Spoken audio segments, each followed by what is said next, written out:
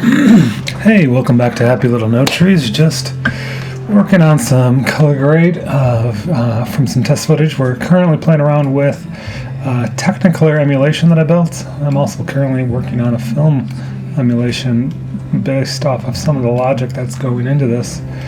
But it is just a fun little way to play around, and we're just having some fun today. Nothing too serious at all, because why be serious? So what if we were doing Technicolor 2-strip? Whoa, that seems way out of range of what we want, so we're going to have to switch some of these things up.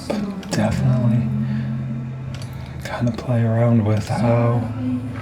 just reset this. Let's start over. I'm going to pick this up right around here. Kind of just tweak how things look. I need to update that default, which is a pain. Exposure should just be 0, but I, for some reason, put a default that is high in this tool that I made. So what this, because I'm a dum-dum. If you're following along, there is a link to actually get this tool. Oops, something else is processing. We'll just pop that up and kind of see what's going on there. File. Save. This is all my code.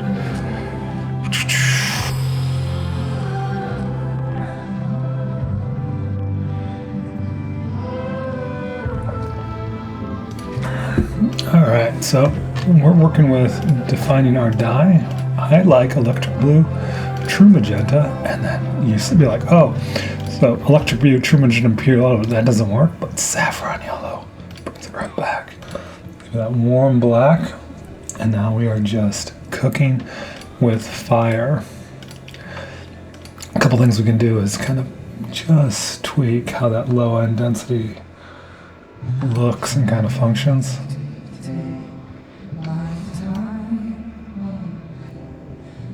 Yeah. That's nice right there. Give it a little twist. No shadows.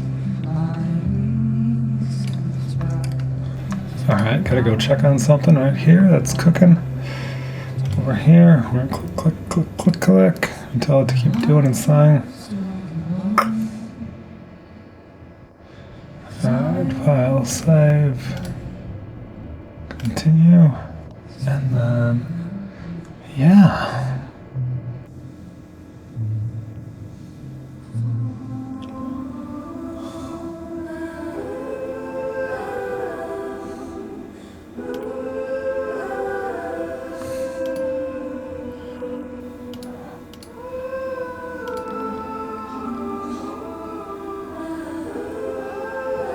Ooh, if this builds, this would be fun if it actually works.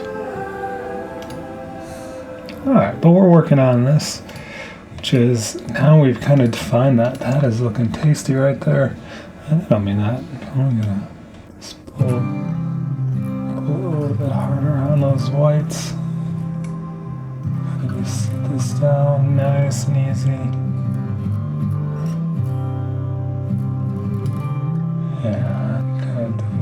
Cook it. Oh, let's get it just right. Right, and this is literally like we haven't touched anything. None of this stuff is doing anything. This is just look development right here. Fully centered. Oops, wrong clip. Let's go back to this. Whoop. Just kind of watch that through. Kind of looking for any errors. We have this new feature that I've been working into it. Kind of just building in this elevation to see where it's kind of doing its thing. Yeah, I need to keep working on this. It's not exactly what I want it to do.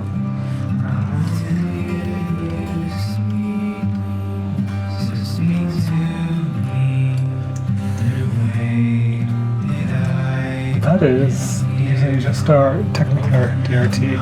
You do some fun things here, just like just bring it up. You kind of just bring up the exposure a little bit. Maybe stanching it down and then pushing it. Could we push it warmer? Early morning workout, cool evening workout. That's nice. Too harsh. kind of just watching where things are looking on the cube. He is a bit overexposed in the chest, but the majority of it is in shadow, which is very nice, especially for this Technicolor that I'm going for. Now, we have this other footage here, which you can see we just got clipped here. We're using the same, we just use it, apply the grade. You can see how much it is just doing out of the box. I just take that out right there. This is the same exact look that's in that other shot that we have here. So much green. We can actually have this paired shot right here.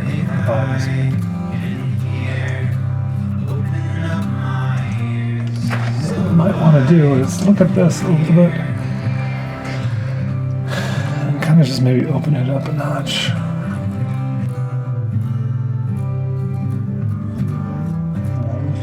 Lift the black point just a little bit, make sure we're not crunched down in the bottom.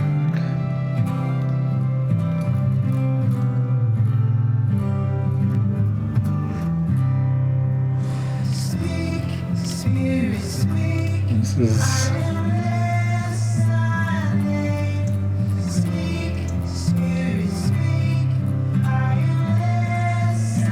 that is all of it. This look. The cool thing is we can come in here and kind of tweak some of these things and make some adjustments that we want.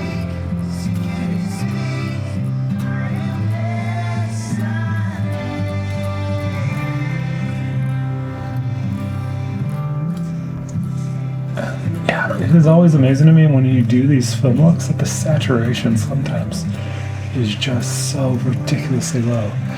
And I've been playing around with something else you can do, which I just think it's for the faint of heart, but we're here at Davinci White Intermediate. We'll just double this up. We'll just do a copy, serial, paste, and be like, that's not right. But if we do linear, now we have this doubled up. We're on this to this, and we can kind of change a couple things, kind of just make it be a little bit different. And maybe pure black right there. Switch that to, oh, it is a completely different look when you just switch that dye color around. So crazy. And now if we click this off, you can see that's doing an exposure adjustment, but you can actually pump projector light. And so this is something I'm working on. Kind of now this is working like a printer light, increasing the linear exposure, and we can just tweak things around.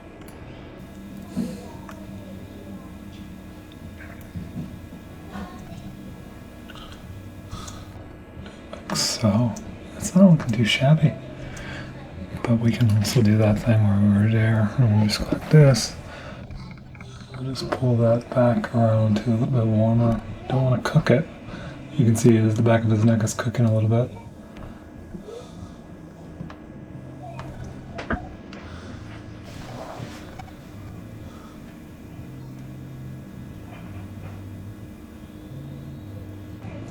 And you're wondering what's happening with her cheek there. That's just, the stock is overexposed there. Where I kind of did that here by boosting up that linear exposure. But you can see if we bring, it eats back into that.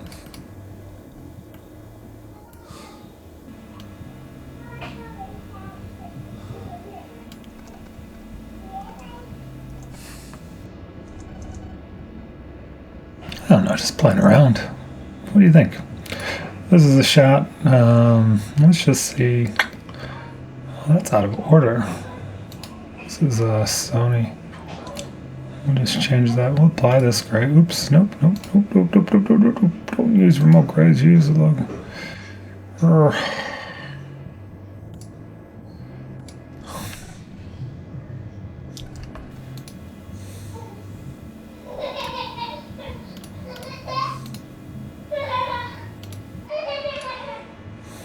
Wrong button.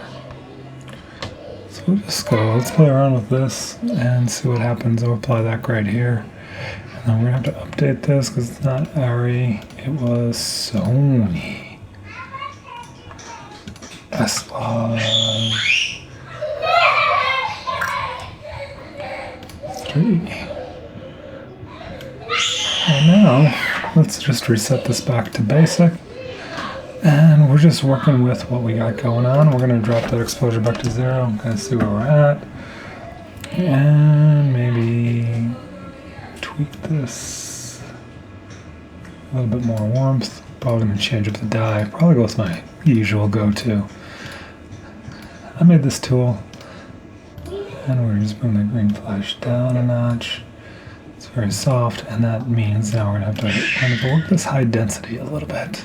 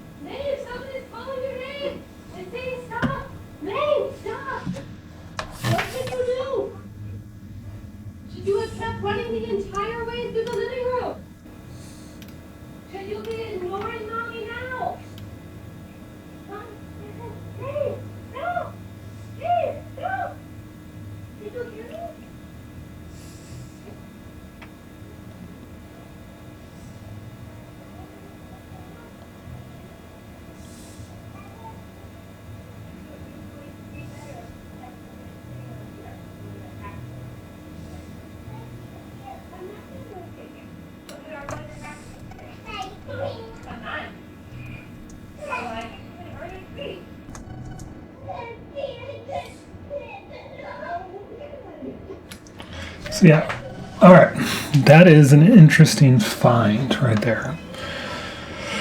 So let's see here. I don't know where. Let's try this out on this shot. This was area as well for my test filter. We're just gonna bring this over, apply this grade. We'll just go here. We're gonna copy here and just go here. So halation is something about this Technicolor stock that it's weird when you see it.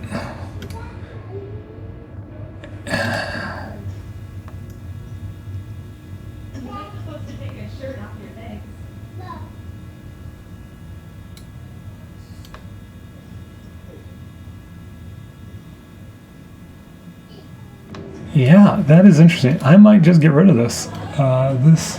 You can see this control was supposed to be, if we look up on our screen right there, like this control, I've been trying to work out the math on how best to model tracking. So this is off, and then this is on for creating halation. And it's chunky. It's not exactly what I wanted it to be. Even if we were to work it and model it well, like you turn off that fall-off curve, it starts to get strong. But you do have this control here to adjust the hue, like as it's blown out, it's checking for if it's an edge near a blown out area, and then you can kind of shape, but it still feels chunky. It doesn't feel smooth up through there. But if we turn this off, you can see it still has halation, which doesn't make any sense. So if we just reset all these settings here, it starts to go away.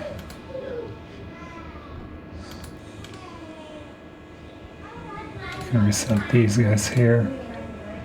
It's there. in terms of how it's being exposed, but we actually have some control. So if you can see how that area starts to get pulled towards white, so it's getting brighter. And then we have this ability to shape. Like if you just twist that just a little bit, it starts to bleed reddish, like you would be leaving that halation mark. And cyan being red, the opposite of red. So if we twist these actually the other way, we'll start to get redder.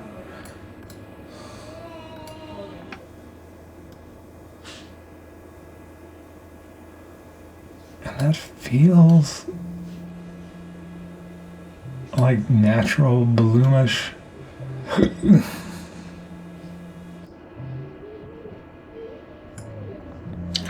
That's just like natural halation that's up there. That just is part of the whole process. You can see how it's affecting right up where that bright section is. And it's happening on a per layer effect. And this is very green, and the fact that we're still getting that bloom is fascinating. And I've seen this in other shots that I've worked on. This one has a good representation of that as well.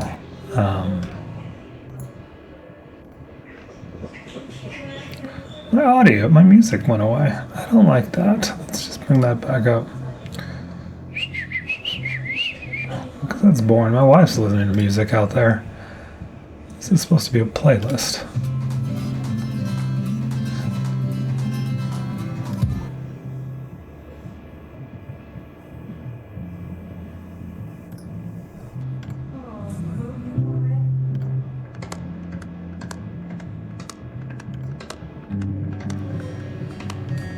Alright, so let's just pull our Technicolor stock in. So we're already working with the Technicolor, yeah, there we go. So we're working with the Technicolor stock here, and we can see when we zoom in, this edging and bloom that's happening right around the leaves and that edge, and there is a bit of red color that's there, and that's what we're fiddling around with, this low density. It is working right there. Oops, that's high density, so it's making that darker.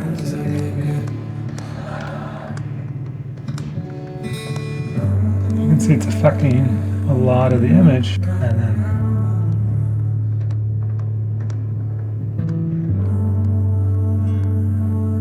don't do that. Don't go crazy, my friend.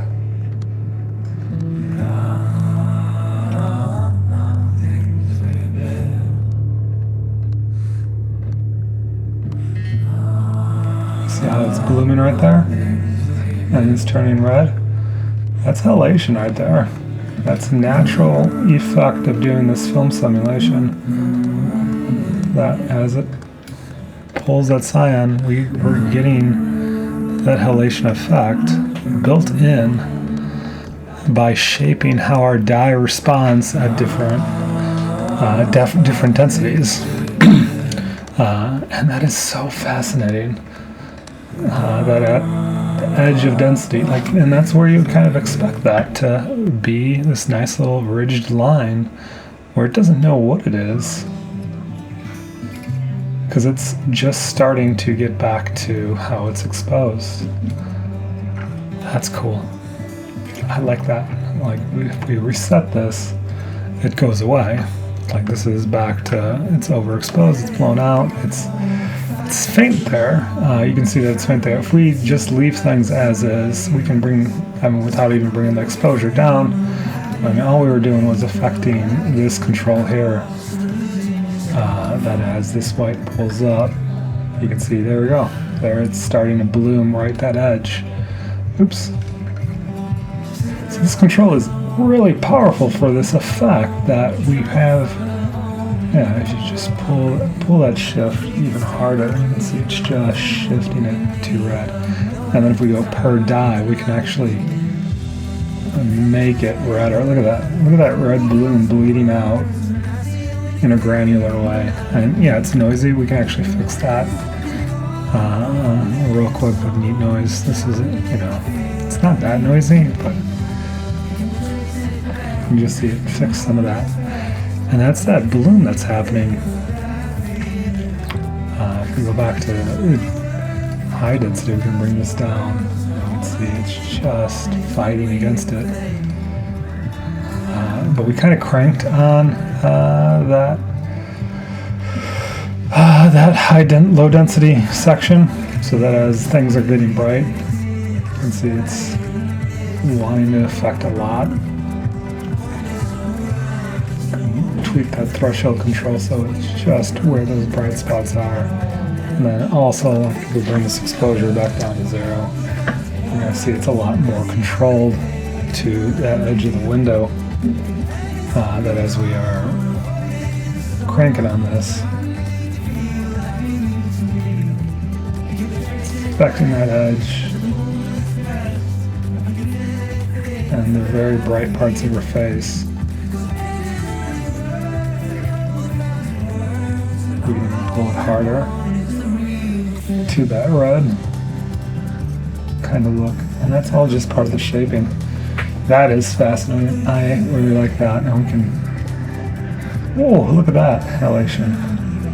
It is slightly uncontrolled though. Like, it is hitting her face. I'm not the biggest fan of that, because it isn't natural then to the look. Like, it's all, like, it's washed everything that we've pulled our colors that way. So if we're just going for it, it's just faint. Halation's weird. And it's not something that really is controllable like you would want it to be. And it is happening naturally in how these settings work. Anyways, yeah. I'm still trying to learn and understand this system of a photochemical mindset. And it's been fascinating, a journey. There's links in the description. I've been adding some details to a website. And yeah, just keep following along and watching. This is using the Technicolor version of my film emulation, where you are distinctly making dyes that look like what we're dealing with. Still got to figure out grain, still got to figure out a couple other things, but this model is getting close to being really, really cool in terms of what you can do. Until next time, hope you had a happy little no tree day.